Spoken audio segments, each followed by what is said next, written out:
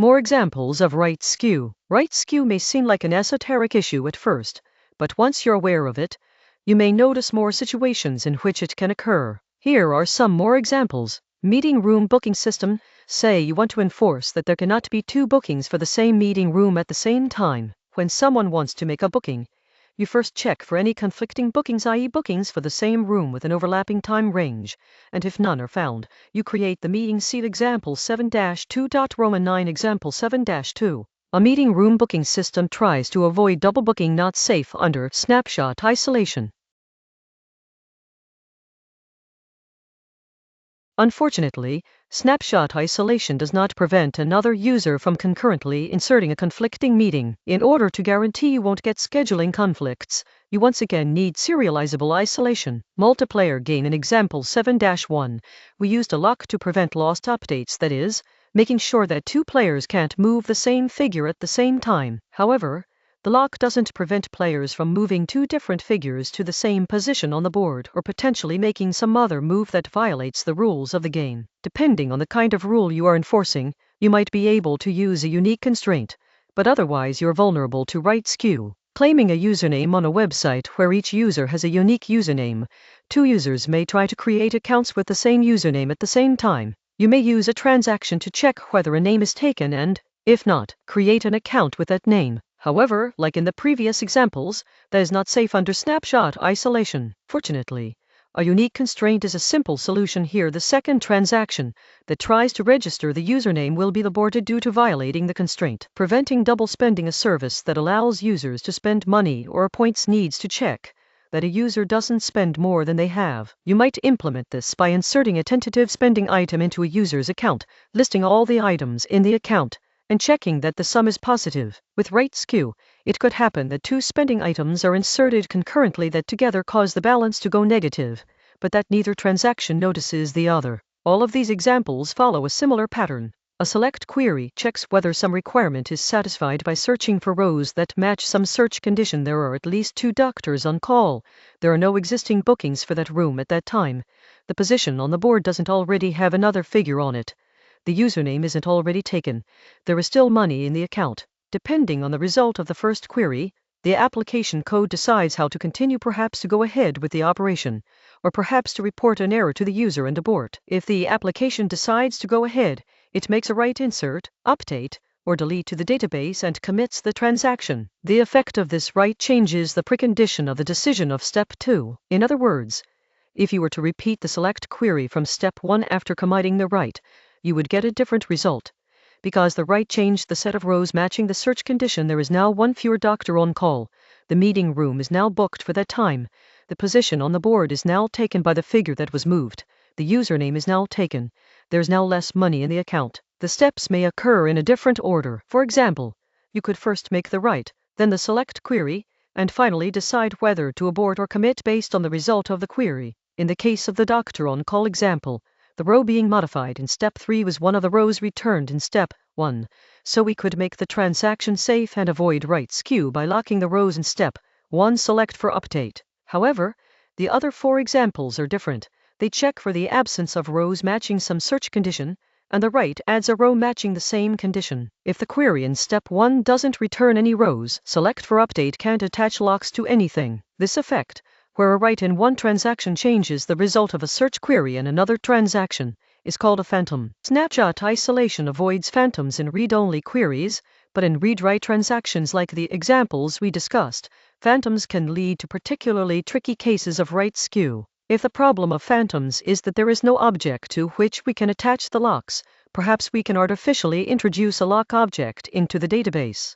For example, in the meeting room booking case, you could imagine creating a table of time slots and rooms. Each row in this table corresponds to a particular room for a particular time period, say 15 minutes. You create rows for all possible combinations of rooms and time periods ahead of time, for example for the next 6 months. Now a transaction that wants to create a booking can lock select for update the rows in the table that correspond to the desired room and time period. After it has acquired the locks, it can check for overlapping bookings and insert a new booking as before. Note that the additional table isn't used to store information about the booking, it's purely a collection of locks, which is used to prevent bookings on the same room and time range from being modified concurrently. This approach is called materializing conflicts because it takes a phantom and turns it into a lock conflict on a concrete set of rows that exist in the database. Unfortunately, it can be hard and error-prone to figure out how to materialize conflicts, and it's ugly to let a concurrency control mechanism leak into the application data model. For those reasons, materializing conflicts should be considered a last resort if no alternative is possible. A serializable isolation level is much preferable in most cases.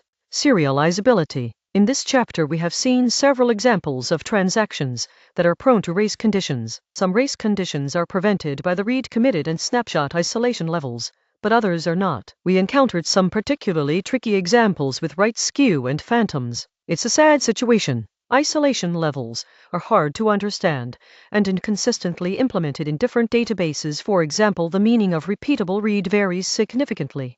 If you look at your application code, it's difficult to tell whether it is safe to run at a particular isolation level, especially in a large application, where you might not be aware of all the things that may be happening concurrently. There are no good tools to help us detect race conditions. In principle, static analysis may help, but research techniques have not yet found their way into practical use. Testing for concurrency issues is hard, because they are usually non-deterministic. Problems only occur if you get unlucky with the timing. This is not a new problem. It has been like this since the 1970s, when weak isolation levels were first introduced. All along, the answer from researchers has been simple. Use serializable isolation. Serializable isolation is usually regarded as the strongest isolation level. It guarantees that even though transactions may execute in parallel, the end result is the same as if they had executed one at a time, serially, without any concurrency. Thus, the database guarantees that if the transactions behave correctly when run individually, they continue to be correct when run concurrently. In other words, the database prevents all possible race conditions. But if serializable isolation is so much better than the mess of weak isolation levels, then why isn't everyone using it? To answer this question, we need to look at the options for implementing serializability and how they perform. Most databases that provide serializability today use one of three techniques, which we will explore in the rest of this chapter. Literally executing transactions in a serial order. See actual serial execution on page 252. Two-phase locking. See two-phase locking 2PL on page 257, which for several decades was the only viable option. Optimistic concurrency control techniques such as serializable snapshot isolation.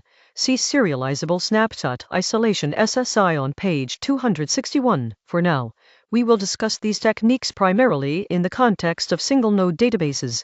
In Chapter 9 we will examine how they can be generalized to transactions that involve multiple nodes in a distributed system. Actual serial execution. The simplest way of avoiding concurrency problems is to remove the concurrency entirely, to execute only one transaction at a time, in serial order, on a single thread.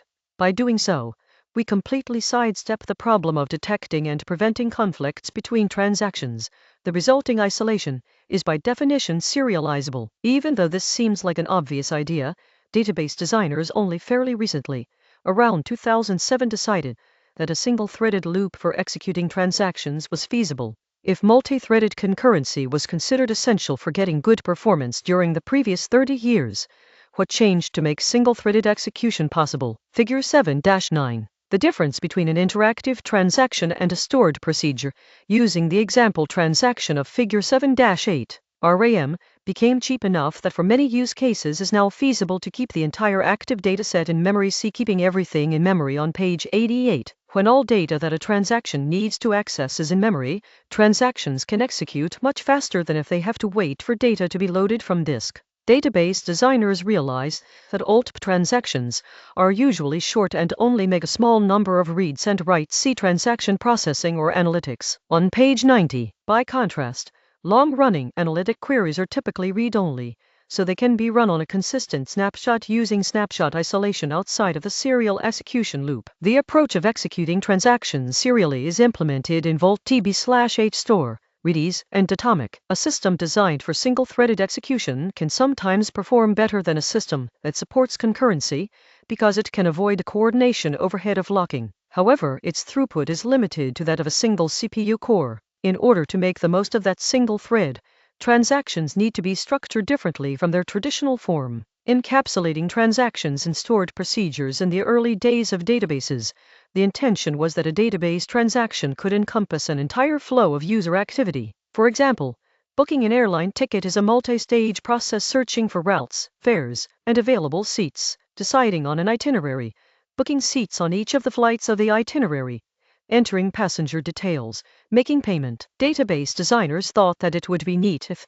that entire process was one transaction, so that it could be committed atomically. Unfortunately, humans are very slow to make up their minds and respond.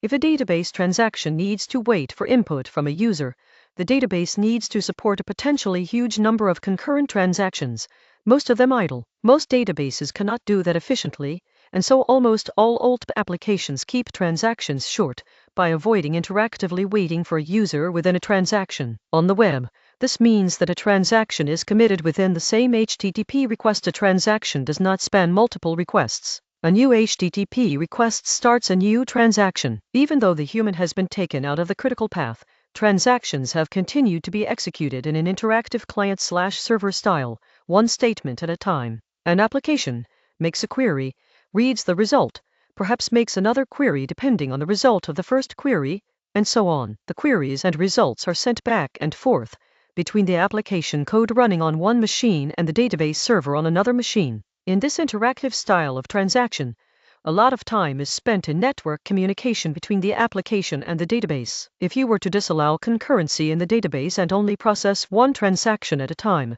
the throughput would be dreadful because the database would spend most of its time waiting for the application to issue the next query for the current transaction. In this kind of database, it's necessary to process multiple transactions concurrently in order to get reasonable performance. For this reason, systems with single-threaded serial transaction processing don't allow interactive multi-statement transactions. Instead, the application must submit the entire transaction code to the database ahead of time, as a stored procedure. The differences between these approaches is illustrated in Figure 7-9. Provided that all data required by a transaction is in memory, the stored procedure can execute very fast, without waiting for any network or disk I/O. Pros and cons of stored procedures. Stored procedures have existed for some time in relational databases, and they have been part of the SQL standard SQL/PSN since 1999.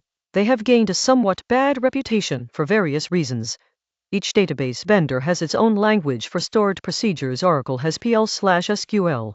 SQL Server has TSQL, PostgreSQL has PL/PGSQL, etc. These languages haven't kept up with developments in general-purpose programming languages, so they look quite ugly and archaic from today's point of view, and they lack the ecosystem of libraries that you find with most programming languages. Code running in a database is difficult to manage.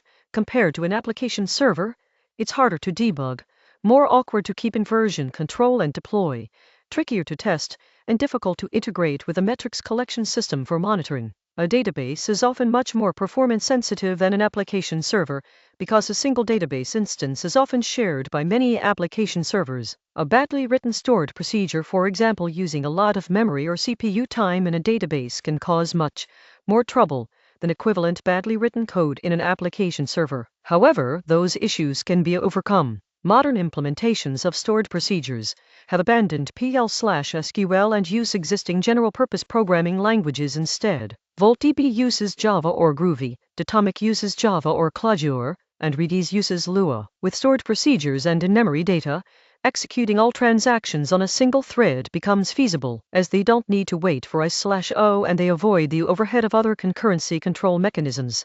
They can achieve quite good throughput on a single thread. VaultDB also uses stored procedures for replication. Instead of copying a transaction's writes from one node to another, it executes the same stored procedure on each replica. VaultDB therefore requires that stored procedures are deterministic. When run on different nodes, they must produce the same result. If a transaction needs to use the current date and time, for example, it must do so through special deterministic APIs. Executing all transactions serially makes concurrency control much simpler, but limits the transaction throughput of the database to the speed of a single CPU core on a single machine. Read-only transactions may execute elsewhere, using snapshot isolation, but for applications with high write throughput, the single-threaded transaction processor can become a serious bottleneck. If a transaction needs to access data that's not in memory, the best solution may be to abort the transaction, asynchronously fetch the data into memory while continuing to process other transactions, and then restart the transaction when the data has been loaded. This approach is known as anti-caching, as previously mentioned in Keeping Everything in Memory on page 88. In order to scale to multiple CPU cores and multiple nodes, you can potentially partition your data. See Chapter 6, which is supported in VoltDB. If you can find a way of partitioning your dataset so that each transaction only needs to read and write data within a single partition, then each partition can have its own transaction processing thread running independently from the others. In this case, you can give each CPU core its own partition, which allows your transaction throughput to scale linearly with the number of CPU cores. However, for any transaction that needs to access multiple partitions, the database must coordinate the transaction across all the partitions that it touches. The stored procedure needs to be performed in lockstep across all partitions to ensure serializability across the whole system. Since cross-partition transactions have additional coordination overhead, they are vastly slower than single-partition transactions. VoltDB reports a throughput of about 1,000 cross-partition writes per second, which is orders of magnitude below its single-partition throughput and cannot be increased by adding more machines. Whether transactions can be single-partitioned depends very much on the structure of the data used by the application. Simple key-value data can often be partitioned very easily, but data with multiple secondary indexes is likely to require a lot of cross-partition coordination. See partitioning and secondary indexes on page 206. Serial execution of transactions has become a viable way of achieving serializable isolation within certain constraints. Every transaction must be small and fast, because it takes only one slow transaction to stall all transaction processing. It is limited to use cases where the active dataset can fit in memory. Rarely accessed data could potentially be moved to disk, but if it needed to be accessed in a single-threaded transaction, the system would get very slow.